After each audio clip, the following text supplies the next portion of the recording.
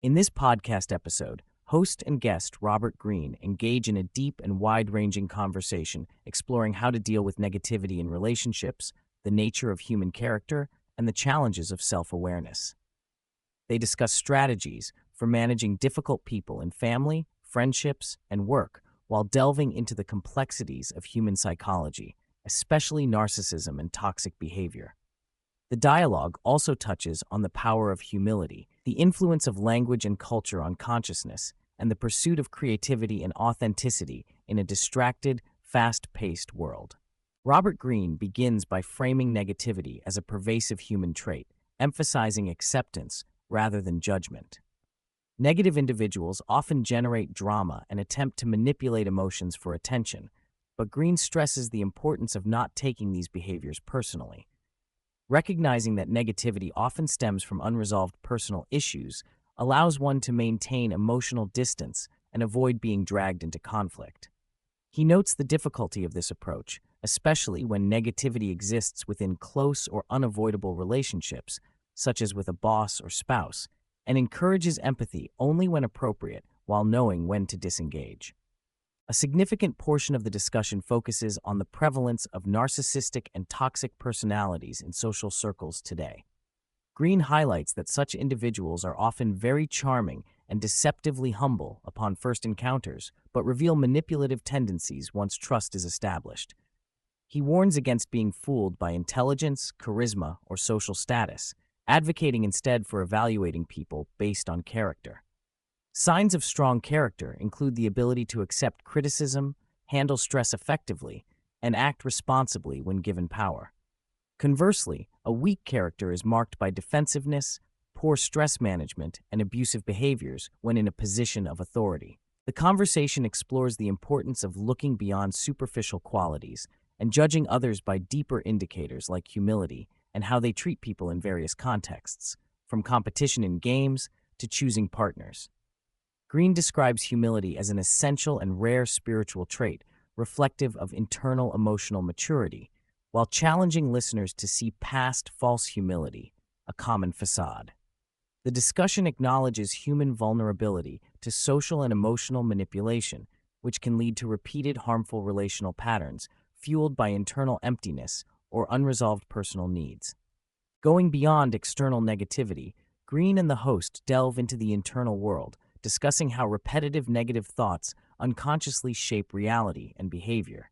They explore the practice of meditation and awareness as tools to recognize thoughts as transient and separate from the self, comparing them to phantoms without true substance.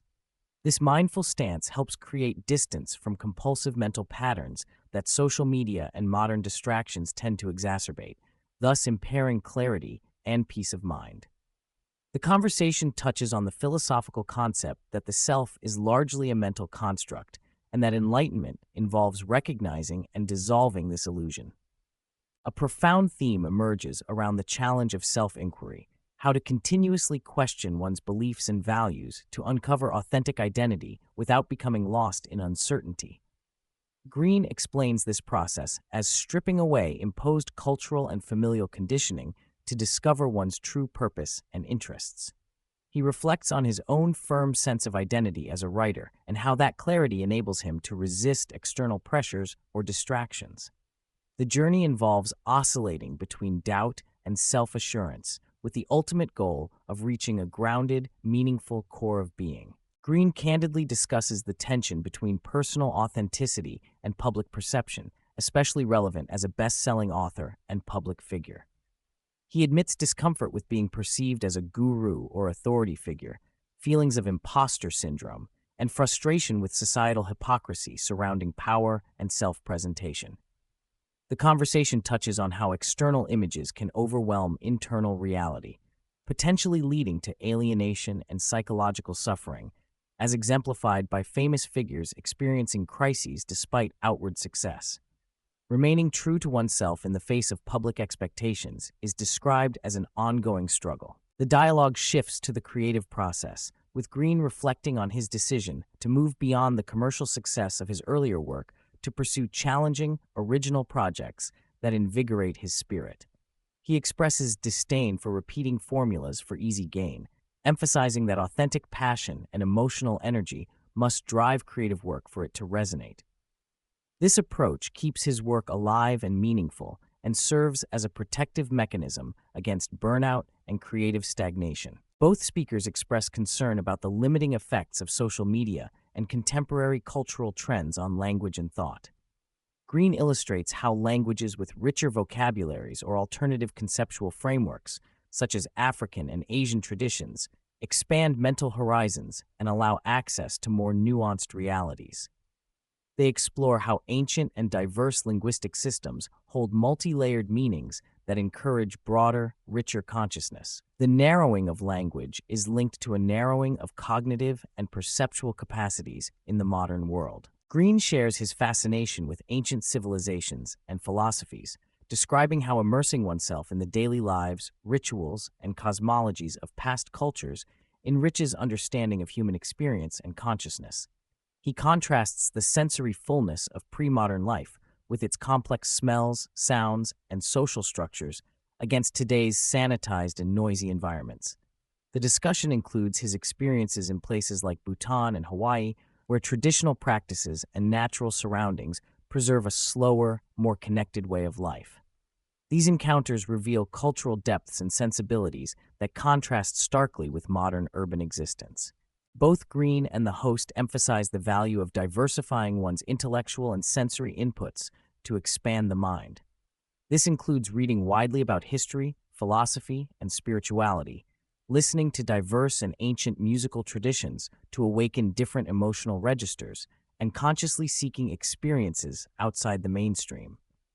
They stress that engaging with varied art forms, cultures, and practices fosters creative thinking and emotional richness, acting as antidotes to the homogenizing and numbing tendencies of contemporary media consumption. Towards the episode's close, Greene reveals an ongoing personal struggle with self-forgiveness and the high standards he imposes on himself. He connects his inner critic to the intense drive that has shaped his career, but acknowledges the health consequences of relentless self-demand. Learning to embrace patience and kindness toward oneself emerges as a critical growth area, mirroring the broader theme of balancing rigor with compassion, both inwardly and outwardly. This pursuit, he admits, remains difficult but essential. The conversation concludes with reflections on larger existential questions, such as the origins of consciousness, the fluidity of moral categories, and the search for purpose across time. Greene expresses a desire to understand early human spirituality and symbolic thought, seeing it as key to comprehending what defines humanity. His curiosity about philosophical and spiritual figures like Nietzsche, Buddha, and Socrates points to an ongoing quest for wisdom that transcends eras. This framing places personal development within a broad historical and cultural continuum, underscoring the complexity and richness of human life.